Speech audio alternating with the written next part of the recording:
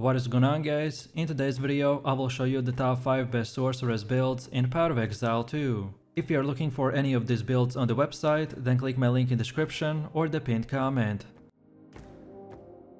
So this is an endgame build that is structured around using the sparks in the combination with spamming the blink for insane speed and damage potential. This setup for sure offers the best damage and clearing speed in the game, while still giving us a great defense and mana. Our main spark damage will mainly scale from the projectile size, their speed and duration, so we will build upon these three things to create screen-wide electricity, which also thanks to the Archmage and Constant Gale will enable us to upgrade our mana into giving us more damage and defenses at the same time. On top of this, all the other Sorceress builds usually have mana issues, however, as you can see from the gameplay, we are barely losing any of it, because of specific items and passives like Force of Will, Mana on Kill and much more. So let me show you the build, and for the main class, I have chosen to go with the Sorceress and our ascendancy is the Stormweaver. Then for the first skill we have the Spark with the support gem like the Arcane Tempo, Acceleration, Persistence, Inspiration and Mobility.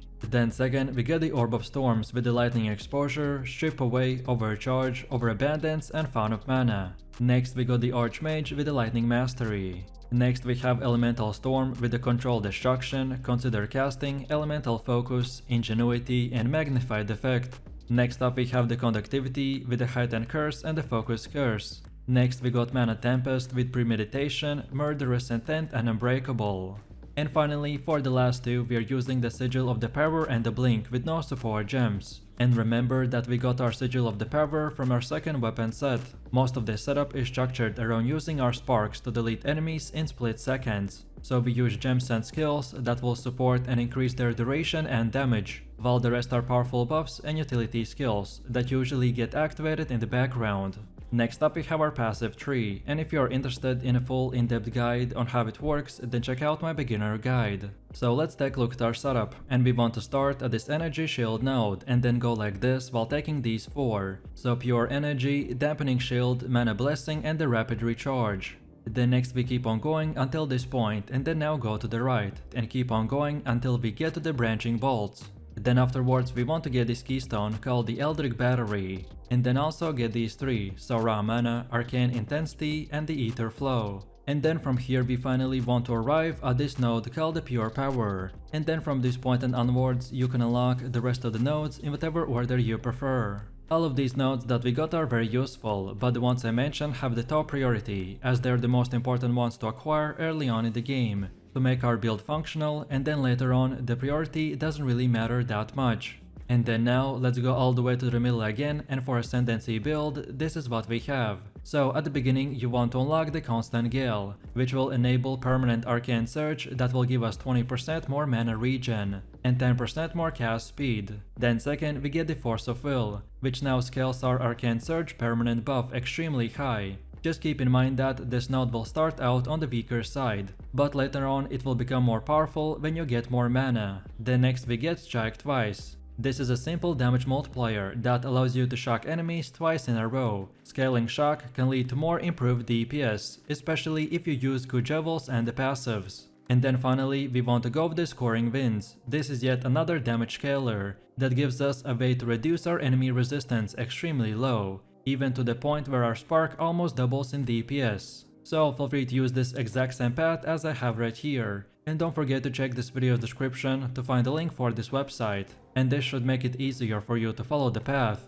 Next we have our gear. The weapon of our choice is the Attuned Wand with the Mana Drain, and for bonus stats we want increased spell and lightning damage, max mana, increased cast speed and mana regen. On top of this, we also have the second weapon set, in which we use the Chimming Staff for the Sigil of Power, and for more we want increased spell and cold damage, max mana, then also plus levels of all spell skills and increased cast speed. Then also for our first weapon we got an offhand called the Advanced Omen Crest Shield with a block, and for more we want increased block chance, max energy shield, more to all elemental resistances and lightning and fire resistance. Then for helmet we have the Expert Vicar Tiara with the energy shield, and for more we want even more max energy shield, then also more accuracy and this time increased energy shield, and finally fire and cold resistance. Then for chest we have the Expert Hexer's Robe with the energy shield, and for more we want even more max and increased energy shield, then fire and lightning resistance, as well as life regen per second. Then for build we have the Midnight Braid with increased flask recovery, max mana, more to all elemental resistances, and most importantly, 50% of the damage taken gets back to us as mana. This item is not required, however it is a great tool to use in the endgame to completely solve the mana issue. Then for gloves we got the Expert Javel gloves with the energy shield, and for more we want even more max energy shield, max life and mana, and also fire, cold and chaos resistance. Then for boots we're using the Expert Wrapped Sandals with the energy shield, and for more we need increased movement speed, max mana, max energy shield, as well as chaos and cold resistance. Then for the first ring we have the ruby ring with the fire resistance, and for more we want even more accuracy, evasion, max mana, more to all elemental resistances and cold resistance. While for the second one we have the topaz ring with the lightning resistance, and for more we want adds fire damage to attacks, increased lightning damage, max mana, cast speed and increased mana regen. And finally for the amulet we have the everlasting gaze. This is yet another item that is not required, but if you can then 100% get it. These two uniques that we have right here will pretty much make our build lose 0 mana, so then in return we can spam blink and spark infinite amount of times, and destroy whole screens of enemies in split seconds. No matter which gear you choose, just at least try to get 75% resistance cap on all 4 elements. This is the best case scenario setup, which should be more of an example of what stats and prefixes to look for. And now finally, let's quickly take a look at how this build will work. And the setup is pretty much straightforward. So as you can see, for simple weak enemies and map clearing, all we want to do is just spam the spark in the combination with the blink for insane clear and movement speed. And then for single targets and boss fights, this time we want to start by placing down the Sigil of the Power in the combination with the Orb of Storms. Then next use Conductivity, and then again keep on spamming sparks until the target dies. On top of this, we can also utilize the Mana Tempest, which is used occasionally for buffing or to help down burst the boss. Just keep in mind that he will drain your mana pool very quickly, so don't stand in for it for too long. What I usually do is just cast few times inside the storm, before moving out of it and then continuing with my basic rotation. This setup's main playstyle is built around putting up a frost wall, and then blasting enemies with the Ice Comet. And as the cold penetration and cold exposure is incredibly OP in the endgame, so this build works amazing on big groups of enemies, where we simply use 2 skill combo and cover our entire screen with the frost projectiles that explode and do massive amounts of damage. On top of this, we are going to be using nodes like Now and Again, Footprint in the Sand and many more, to completely reset our cooldowns so we can basically spam our frost walls and speed farm through every single content in the game. Then on top of this, for our defense we are going to be focusing on the energy shield and its recharge rate, so we could get unlimited amount of shields and much more. So let me show you the build, and for the main class I have chosen to go with the Sorceress, and our ascendancy is the Chronomancer. Then for the first skill we have the Frost Wall with the support gem called the Inspiration, Font of Mana and Font of Blood. Then second we get the Comet with the spell Cascade, Arcane Tempo and Unleash. Then next we got the Cold Snap with Magnified Effect, Consider Casting and Inevitable Critical.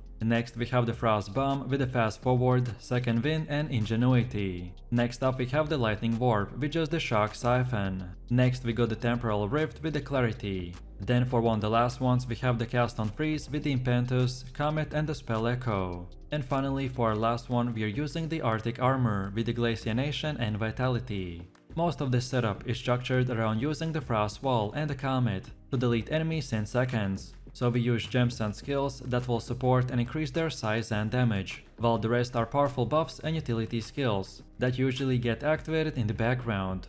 Next up we have our passive tree, and if you are interested in a full in-depth guide on how it works, then check out my beginner guide. So let's take a look at our setup, and we want to start at the spell damage node. And our goal is to first of all focus on the spell damage nodes and only afterwards on the defense. So let's get the Raw Power and the Path of Winter. Then next let's go to the left and take the Exploit the Elements. Then from here we keep on moving forwards, and here, where the path splits, you only want to take both of these. So the Climate Change and the Overexposure. Then now keep moving forwards until the end and get all of these. Then from here we now want to move to the right side and get only the Damage and the Freeze build-up node. And then from here we can go back all the way from here where we began and unlock all the defense nodes in whatever order you prefer. And then now let's go all the way to the middle again. And for Ascendancy build, this is what we have. So at the beginning you want to unlock the footprints in the sand. Then second, get the apex of the moment. Then third, Navan again. And then finally select the circular heartbeat. Next up we have our Atlas passives. And the general idea behind this is to aim for bonus passives that spawn a lot of grouped up monsters, such as in expeditions or in rituals. So when we start, we wanna first of all get to the left side, and then get all of these, and then keep going down until you get this keystone called the Deadly Evolution. Then from here we circle back a little, and this time keep going up until we get the second keystone called the Unstoppable Energies. And then from this point and onwards, you can unlock the rest of the nodes in whatever order you prefer. But then on top of this, we have even more passives, which in order that you unlock them doesn't really matter, as long as you do this in this exact path. And this is how it should look like for the ritual. Then next we have Delirium. Then third we have the bosses. And then on top of this, we have the pinnacle bosses. Then next we also have our expedition setup. And then finally our breach setup.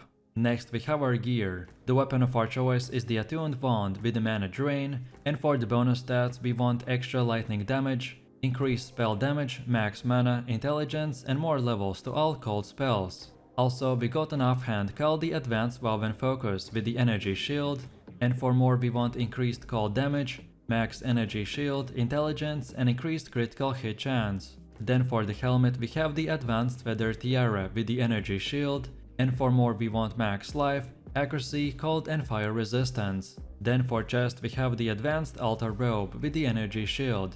And for bonus stats we are using the max life, more spirit, life regen per second and chaos resistance. Then for belt we have the Fine Belt with the faster flask charges per second. And for more we want max life, max energy shield, cold resistance and fire resistance. Then for gloves we got the Advanced Interested Gloves with the energy shield. And for more we want max energy shield, max life and lightning resistance. Then for boots we're using the Advanced Feather Sandals with the energy shield. And for more we want increased movement speed, max life, fire and lightning resistance. Then for our first ring we got the Sapphire Ring with the cold resistance. And for more we want adds to lightning damage, evasion and increased mana regen. While on the second one we have the Topaz Ring with the lightning resistance. And for more we want increased cast speed and life regen per second.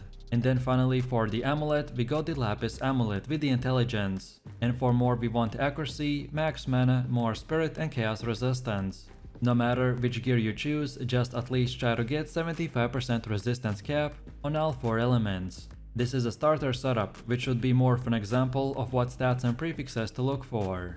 And now finally, let's quickly take a look at how this build will work. So our main rotation and the highest DPS combo is to first of all put up a Frost Wall, and then blast down your enemies with the Comet. Then also we can occasionally use the Frost Bomb before casting the Comet, but this is only required for the rares or bosses. And then finally we can also use the Lightning Warp to call the enemies and then use the Temporal Rift to reposition behind the safety of our Frost Wall. On top of this, from time to time I like to use the Cold Snap, but I found that it's often best to keep the boss frozen while I continue to spam the Comet, than just rather using the spam damage, but again it's up to you. This setup's main playstyle is built around using the Tree Dragon Mask, which will allow our Lightning Warp to build up freeze in order to proc the cast on freeze with the Lightning Conduit, which will do massive amounts of AoE damage due to the natural shocked ground which is provided by our Lightning Warp, Eldritch Battery and many more to increase our damage and convert all of our shields to mana. Our build will be very mana hungry, but because of our setup we are going to be easily fixing this problem and increasing our AoE damage at the same time. So let me show you the build, and for the main class I have chosen to go with the Sorceress, and our ascendancy is the Stormweaver. Then for the first skill we have the Lightning Warp with the support gems called the Overcharge, Lightning Exposure, Glacianation, Magnified Effect and Inspiration. Then second we got the Archmage with the Lightning Exposure. Then next we get the Ball Lightning with the Arcane Tempo, Unleash, Scatter Shot and Acceleration. Next we have the Lightning Conduit with the Elemental Focus, Ambush, Super Critical and Inevitable Critical. Next up we have the Conductivity with the Heightened Curse and the Persistence. Next we get the Mana Tempest with the Murderous Intent and Premeditation. Next we got Sigil of Power with no support gems. And finally for the last one we are using the Cast on Freeze with the Lightning Conduit, Impetus, Energy Retention and Shock Siphon. Most of this setup is structured around using the Lightning Warp and the Lightning Conduit to delete enemies in seconds, so we use gems and skills that will support and increase their duration and damage, while the rest are powerful buffs and utility skills that usually get activated in the background.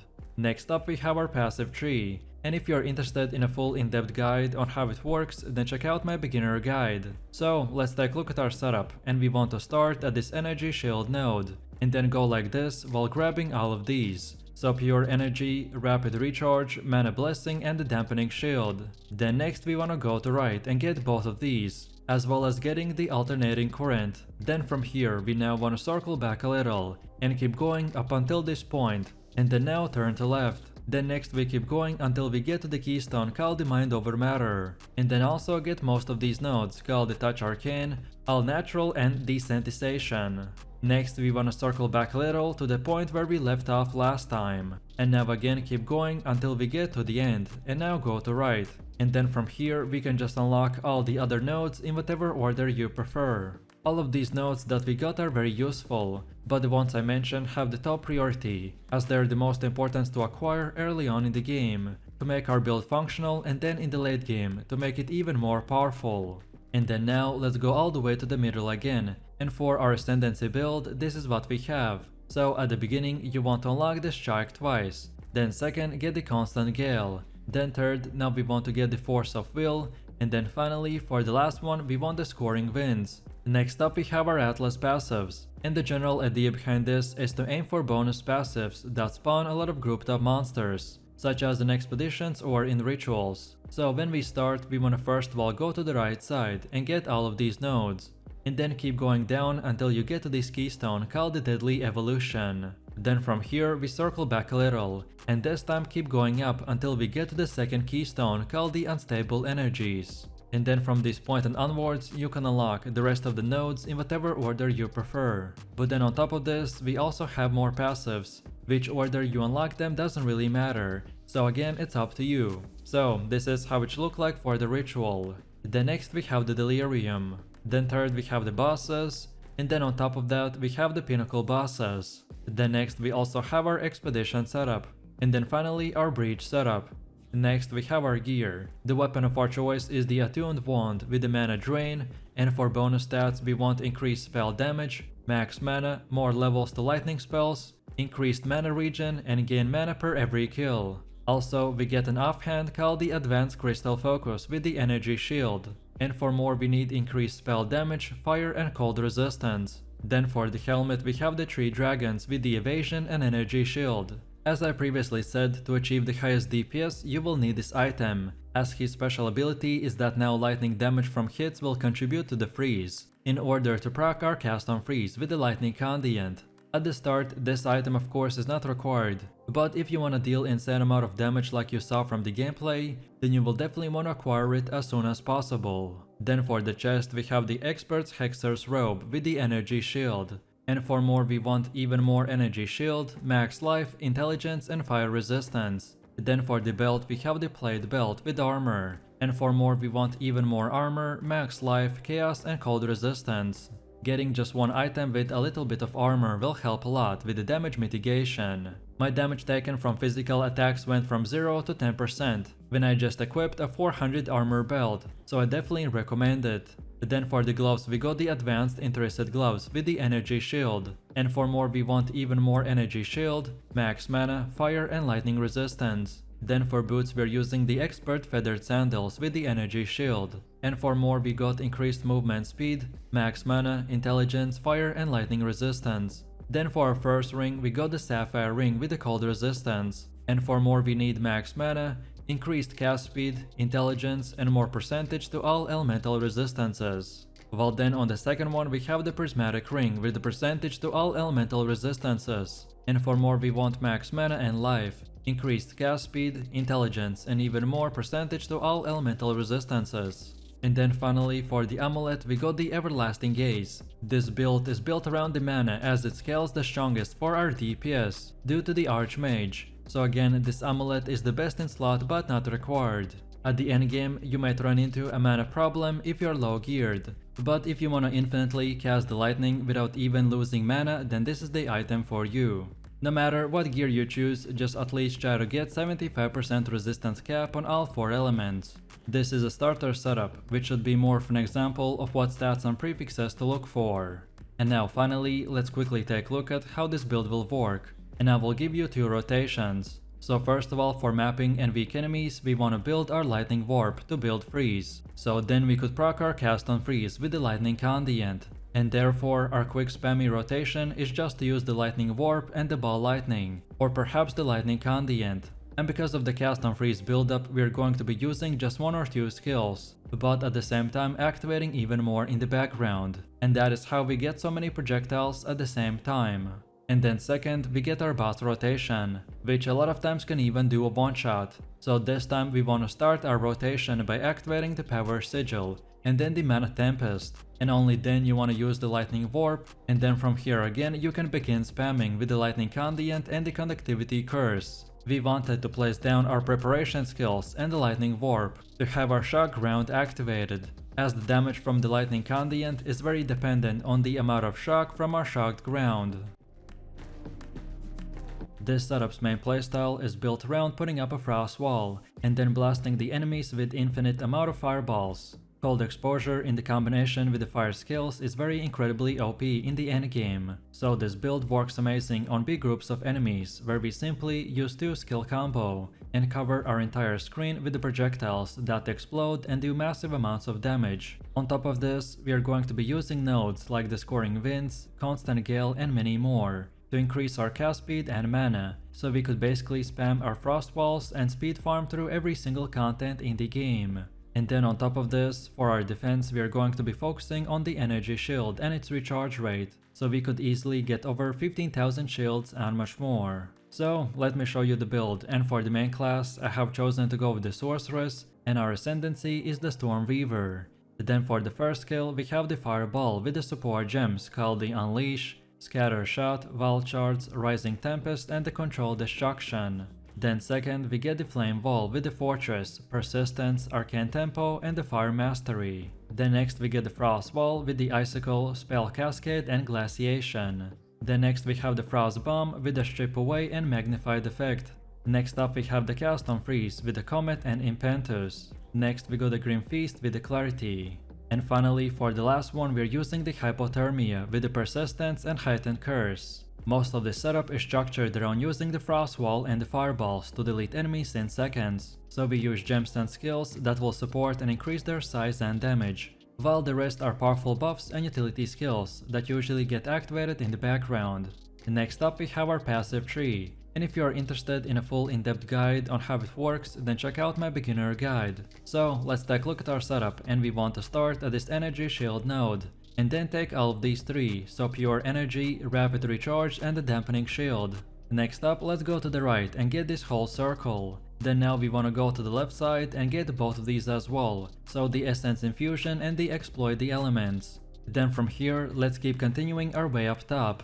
And on our way we want to get the overexposure and the climate change. And then from here we go to the right and first get the physics fragmentation, and then also the thin ice. And then from here we want to go back all the way from where we began, and just unlock these defensive nodes in whatever order you prefer. Overall, there are 2 ways to approach spending points in the passive tree, so either way maximizing every single level and then continuously refunding your points, or perhaps just be a little bit less efficient, but focus on already the mid to end game build, which is exactly what we did. But in what way you do it is of course up to you, as long as you use the same exact path at your final version. And then now let's go all the way to the middle again, and for Ascendancy build this is what we have. So at the beginning you want to unlock the Scoring Winds, as it doubles the effectiveness of our exposure applied by the Frost Bomb, which then scales even further with the passive tree and the Strip Away support gem.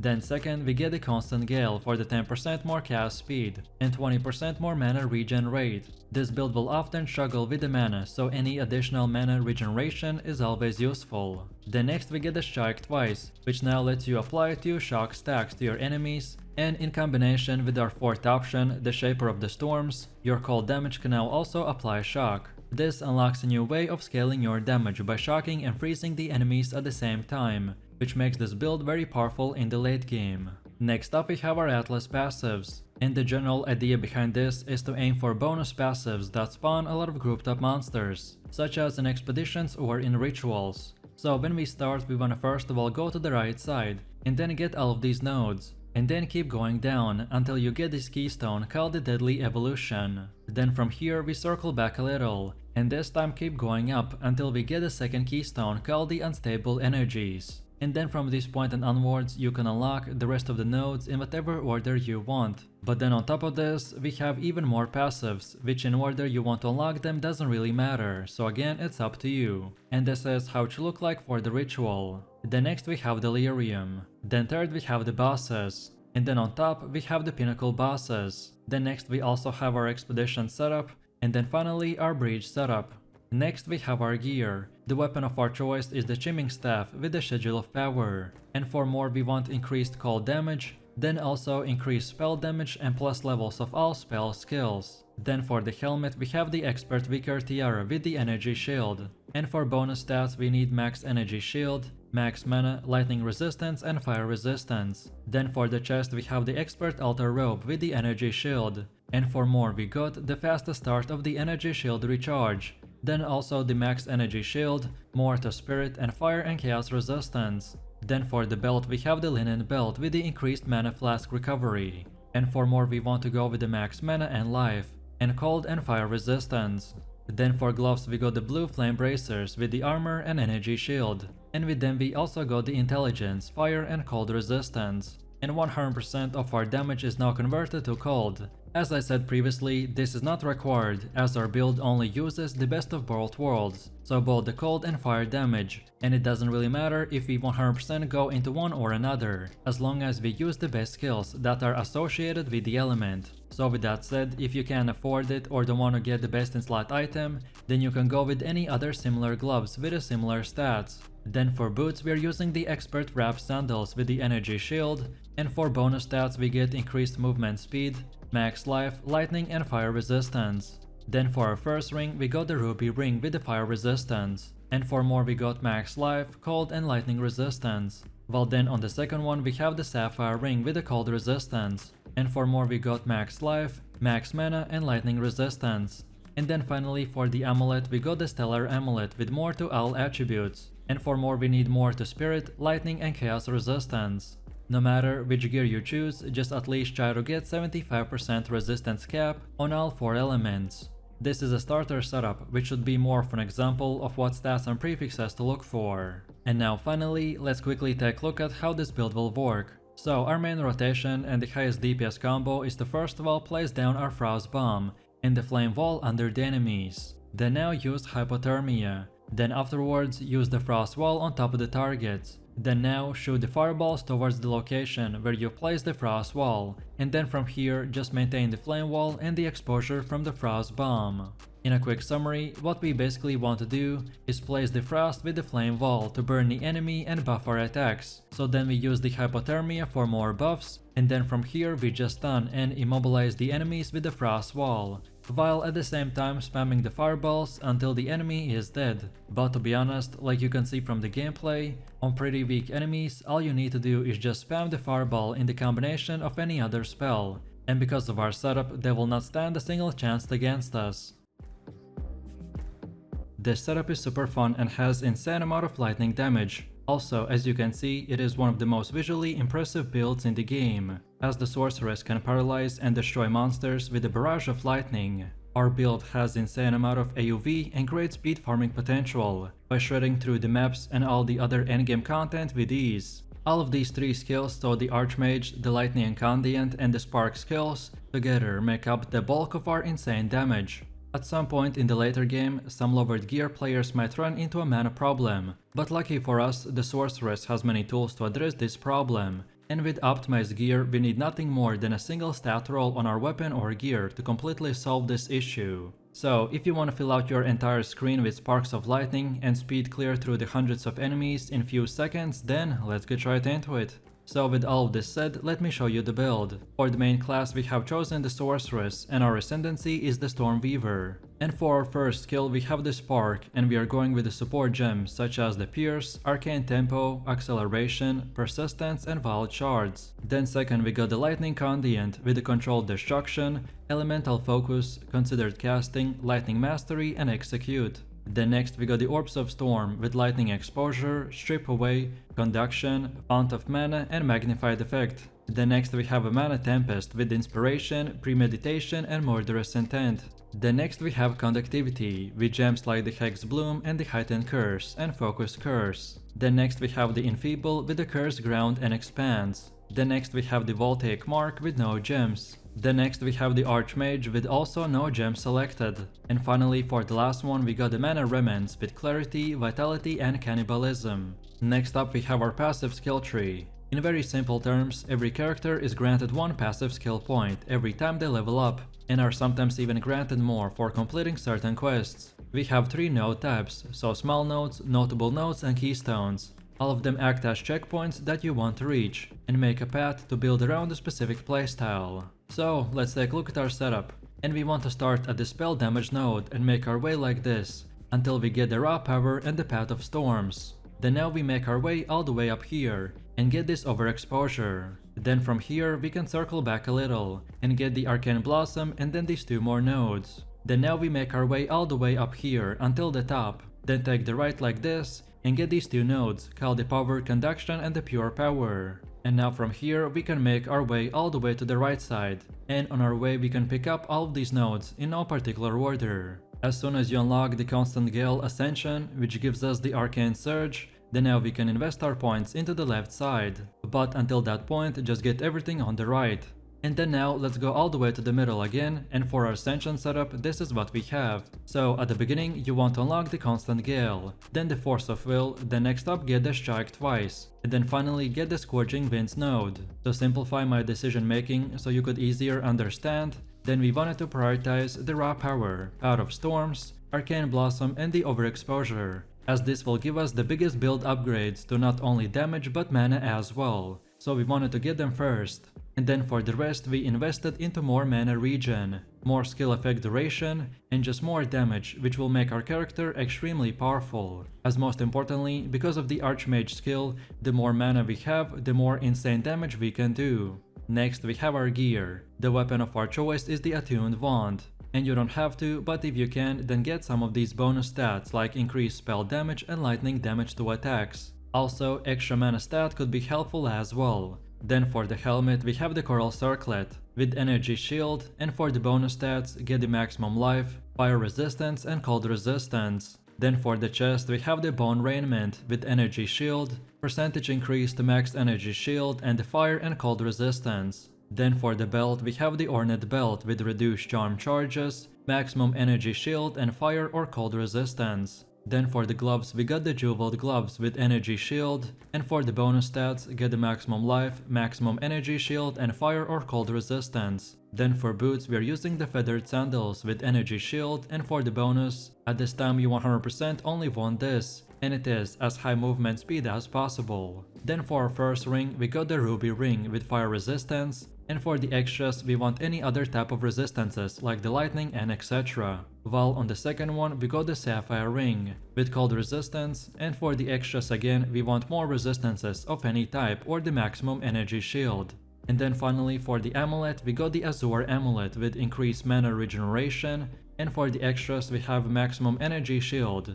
As the game just launched, so this is the starter setup, which should be more of an example of what stats and prefixes to look for. Your weapon is the most important upgrade, so prioritize any type of flat damage or increased attack speed. Specifically, the lightning damage roll will be the most important one, as your skills themselves do a lot of conversion. And then for defenses, make sure that you're regularly updating the base type of your gear, so prioritize energy shield, maximum life, and any type of resistance that you can. Also, movement speed on boots is a good option as well. And now finally, let's quickly take a look at how this build will work. We want to start our main rotation by first off activating the Archmage, which while active will give our non-channeling spells cost additional mana, but now in return we will deal extra lightning damage, based on our DPS and our maximum mana. And then from here we can simply spam the Spark and the Orb of Storm, and this will fill our entire screen with the lightning that will destroy enemies in seconds. As you can see, this rotation is pretty straightforward. All you need to do is basically keep spamming the main rotation, and then use the rest of the filler skills for bosses, or depending on the specific situation. If you ever run into the mana problem, then remember all the ways that I previously said, on how we can increase it, and then also we can use the Mana Tempest and Mana Remnants to recover it even faster. And this might sound obvious, especially at the beginning when you might not have unlocked the Archmage skill. But if you run out of mana, then just simply cast less skills and wait. You will be doing very high damage anyways, so casting fewer skills won't really impact the gameplay that much, but it may reduce your mana consumption, especially if you're under-geared or under-leveled.